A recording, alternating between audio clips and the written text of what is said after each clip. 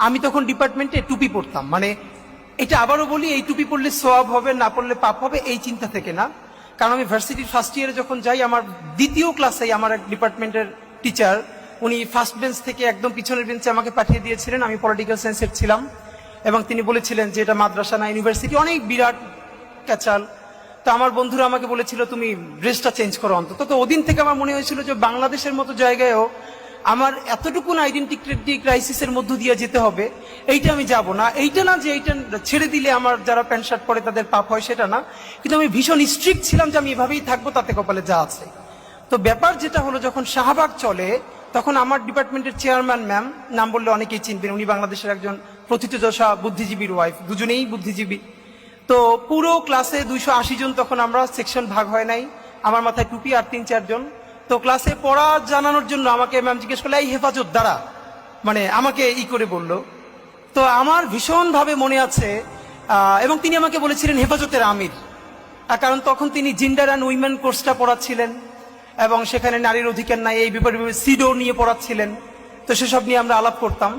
তো এরপরও আমি একটা কথা বলে রাখি, ঢাকা ইউনিভার্সিটি সম্ভবত অন্য সব জায়গা থেকে এটুকুন কারণেই ভিন্ন যে সেই প্রচন্ড উত্তাল সময়েও আমরা ডিপার্টমেন্টে এটা নিয়ে তর্ক করতে পারতাম টিচারদের সাথে, খুব অল্প মানুষ হলেও। এইটুকুন অন্তত সত্য স্বীকার তো করতে হবে। তা আমার মনে আছে এরপর থেকে ম্যাডাম আমাকে 2-3 দিন ভিন্ন ভিন্ন কারণে ফোন, মানে একদিন আমরা বড় মিটিং করছি, বলছে ভিতরে কে, আমি বললাম ম্যাডাম আমি হেফাজতের আমির। এরপর ম্যাডাম যতদিন আমাকে জিজ্ঞেস করেছেন আমি আমাকে পরিচয় দিয়েছি আমি হেফাজত। এর মানে আমি ভাবলাম যে তখন তো আমরা এত ম্যাচিউর না, বা এখনো আমরা তো ম্যাচিউর না, কিন্তু ঠিক আমাকে যেটা দিয়ে আমার আইডেন্টিটি নষ্ট করে ফেলতে চায় মানুষ, সেটাকে যদি আমি দৃঢ়ভাবে ধরে রাখার মতো সাহস করি, আল্লাহ সহজ করেন। যখন আমাদেরকে হেফাজত বলে গালি দেওয়া হয়েছে, আবারও আমি বলি, হেফাজতের 13 দফা নিয়ে আমার নিজের অনেক প্রশ্ন আছে, আমার অনেক আপত্তি আছে। এই সমস্ত আপত্তি একপাশে রেখেই আমি বলেছিলাম, প্রকাশ্য দিবালোকে শিশু থেকে শুরু করে বৃদ্ধ মানুষকে ঢাকায় ডেকে চতুর্দিক বন্ধ করে ঘন্টার মধ্যে 1.5 লক্ষ বুলেট ছুড়ে গণহত্যা করা যাবে না, এবং এটা গণহত্যা।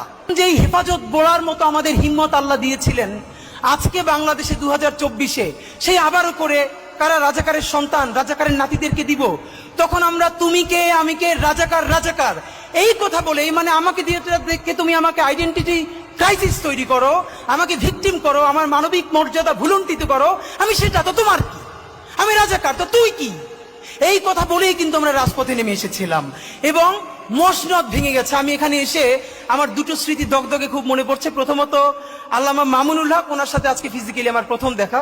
ওনাকে দেখে আমার যেই স্মৃতিটা মনে পড়ছে, ওনারও মনে আছে কিনা জানি না, কয়েক বছর আগেও মনে হয় 2 বছর আগে ওনাকে যখন জেলে নিয়ে আসলো, উনি জেলের যে জেলখানার যে গাড়ি, তো ওনার মাদ্রাসার জামিয়া রহমানিয়ার বেশ কিছু ছেলেরা খুব ভোরে সম্ভবত বোখারি শরীফ বুকে নিয়ে ওখানে লাইনে দাঁড়িয়েছিলেন, তারা তাদের উস্তাদের কাছে বোখারির সবক নিতে চান। তো উনি সেই জেলের গাড়ির মধ্য থেকে বলছেন এই পড়া ছাড়বা না, এইভাবে পড়বা। আমি ভাবি আসলে এই যে মাদ্রাসার শিক্ষা, মাদ্রাসার শিক্ষক ছাত্র জুলুম, এ নিয়ে তো প্রচুর কথা বলি, কিন্তু সত্য কথা এই পরিবেশটা আসলে বোঝা যায়, মানে রুহানিয়াত এমন জিনিস, মানুষ নিজের চেয়ে নিজের উস্তাদকে ভালোবাসতে পারে, এটা মনে হয় সম্ভবত খুব কাছ থেকে না বুঝলে, আসলে না চিনলে মানুষ বুঝবে না।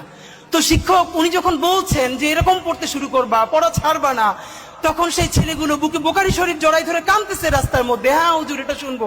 তো এই সময়টা আমার খুব মনে পড়ছে। আর আজকে এখানে এসে আপনাদের কাছে শুধু একটা কথা বলতে চাই, বিনীত অনুরোধ। আপনারা দেখেছেন যে আমরা 3টে গণহত্যার কথা সবসময় একসাথে বলি। আমরা বলি জুলাই, পিলখানা ও শাপলা গণহত্যা। আমরা যতবার বলেছি জুলাই নিয়ে কমিশন হয়েছে, অনেক সমালোচনার পরে পিলখানা নিয়েও একটা কমিশন করা হয়েছে। যদিও বলে রাখি সেই পিলখানার প্রকাশ্য প্রতিবেদন আসবে কিনা আমরা জানি না, কিন্তু ঠিক কোন কারণে শাপলা নিয়ে এখন পর্যন্ত একটা গণহত্যা কমিশন করা যায় নাই? তাহলে এই শাপলার রক্ত কি রক্ত বলে মনে হয় না? শাপলার মানুষের মাথায় টুপি, মুখে দাড়ি, তারা অনেকে গরিব, তারা প্রান্তিক, পশ না, আরবান মিডল ক্লাস না, তাদের তকতকে কোনো প্রতিষ্ঠান নাই, মানে এই জন্য কি সে নাগরিক হয়ে উঠতে পারে নাই? তার রক্তের কি এক ফোঁটা দাম নাই? আমরা হাজারবার, ইভেন ডক্টর ইউনূস সাহেব একবার দেখলাম জাতিসংঘকে অ্যাড্রেস করে বলছেন যে আপনারা আসেন, আপনারা এখানে শাপলার প্রতিবেদন, শাপলা নিয়ে তদন্ত করেন। এরপরে আর কেউ কথা বলছে না।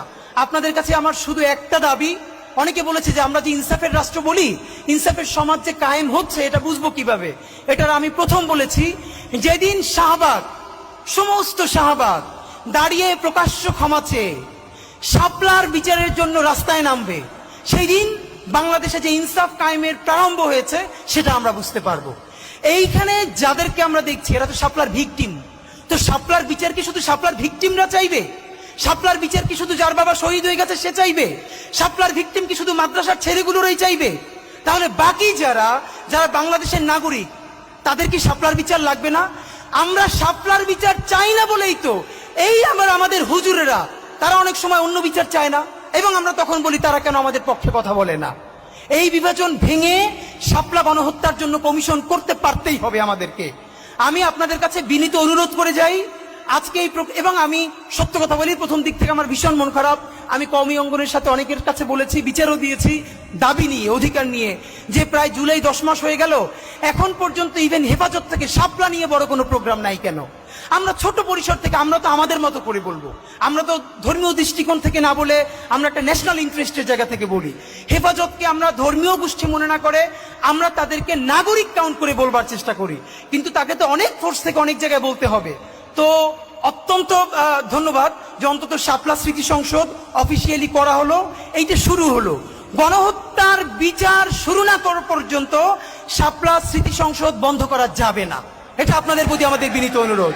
নাম্বার 2, এইখানে যত আলেম ওলামা আছেন, এই আলেম ওলামারা তো থাকবেই, কিন্তু শাপলার বিচারের জন্য আমরা বাংলাদেশের ইউনিভার্সিটির ইভেন আমার টি শার্ট পরা বোনদেরকে পর্যন্ত রাস্তায় দেখতে চাই। কারণ শাপলার বিচার যদি না হয় তাহলে পিলখানার বিচারও কিন্তু হবে না, এটা আপনাদেরকে বলি। আর শাপলা গণহত্যা হচ্ছে সেই গণহত্যা যেই গণহত্যার লাশগুলো গুম করার মধ্য দিয়ে খুনি হাসিনা নিশ্চিতভাবে সাহস পেয়েছে মানুষ মেরে লাশ গুম করে দিলে তারপরে রক্ত যদি সব পানি দিয়ে ধুয়ে দেয় তবুও তাকে করবার মতো এই বাংলার জমিনে কেউ নাই। এই সাহসে শাপলা থেকে জুগিয়েছিল আল্লাহর অসীম কৃপা। আপনি ভাবেন 1 যুগ হয় নাই, যে বলেছিল রং মেখে শুয়েছিল। আমি নিজে শাপলা চত্বরে আপনাদের বিকেলের দিন হঠাৎ করে ভ্যানের উপরে 4টা লাশ, একদিকে প্রচন্ড গুলি, একদিকে জানাজা, কোথায় যাব কোনো ঠিক নাই, এই গল্প অনেক জায়গায় বলেছি। তো আমরা আপনাদের কাছে বিনীত অনুরোধ, বিশেষ করে আল্লামা মামুনুল হক, আপনার কাছে আমরা বলতে চাই, আমাদের ছোট জায়গা থেকে আমরাও আপনাদের সাথে থাকতে চাই।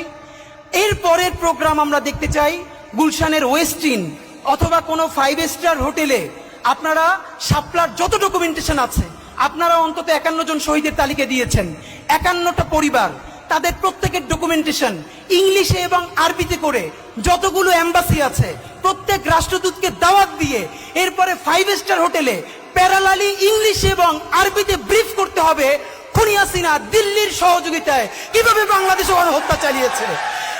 যতক্ষণ না পর্যন্ত বাংলার জমিনে শাপলা গণহত্যার বিচার হবে ততদিন জুলাই চলবে। বাংলাদেশ জিন্দাবাদ, ইনকিলাব জিন্দাবাদ।